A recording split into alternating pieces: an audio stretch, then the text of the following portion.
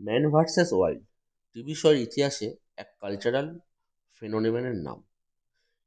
একটি শো বেশিদিন দর্শকপ্রিয়তা ধরে রাখতে পারে না, জনপ্রিয়তায় পড়ে ভাটা, দর্শক হারায় আগ্রহ।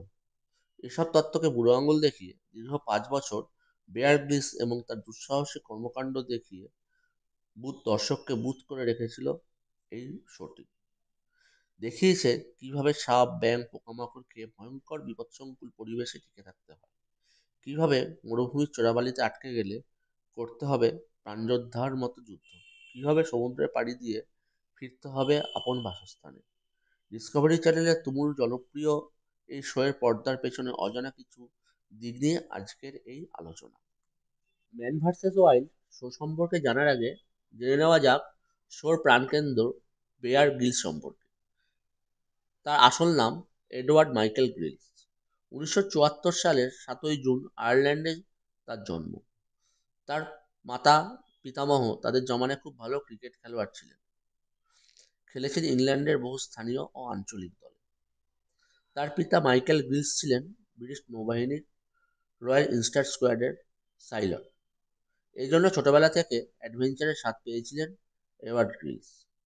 এই সময় স্কাই ডাইভিং এর হাতেখড়ি হয় তার। কিন্তু তার নামের সাথে বিরাট যুক্ত হয়েছিল কিভাবে? বিয়ার গ্রিলসের ঝুলিতে বেশ ভারী ভারী সেনাপদক রয়েছে।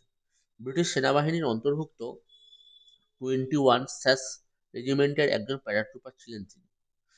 জাম্বিয়ার প্যারাশুটে ট্রেনিং নেওয়ার সময় মারাত্মকভাবে আহত হলে ভেঙে যায় তার মেরুদণ্ডের 3টি হাড়। চিকিৎসক সাফ জানিয়ে দেন তিনি আর কোনোদিন সুস্থ স্বাভাবিক জীবনে ফিরতে পারবেন না। কিন্তু ভাগ্য সহায় থাকলে ঠেকায় কে? মাত্র 1.5 বছরের মাথায় ভারতের পশ্চিমবাংলা এবং সিকিমে ভ্রমণে আসেন তিনি, এভারেস্ট চড়ার প্রস্তুতি নিতে। সকলকে অবাক করে 1998 সালের 16ই মে দুর্গম এভারেস্ট জয় করেন তিনি।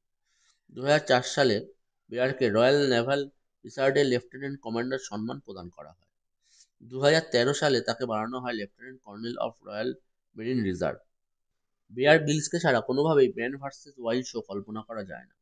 এরপর 2011 সালের 29শে নভেম্বর সপ্তম সিজন পর্যন্ত ম্যান ভার্সেস ওয়াইল্ড এর মোট 73টি এপিসোড রিলিজ হয়েছে। শোতে দেখানো হয়েছে বিয়ার গ্রিলসকে অপরিচিত এক স্থানে ছেড়ে দেওয়া হয়, তারপর সে নিজস্ব সার্ভাইভাল টেকনিক ব্যবহার করে ওই জায়গা থেকে বের হয়ে আসে। কিন্তু বিষয়টা পুরোপুরি সঠিক নয়। এক একটি এপিসোড বানাতে তাদের সময় লাগে 10 থেকে 12 দিন। সবচেয়ে বেশি সময় ব্যয় হতো ঠিকঠাক জায়গা খোঁজার পেছনে। পুরো দল নেমে যেত সে কাজে।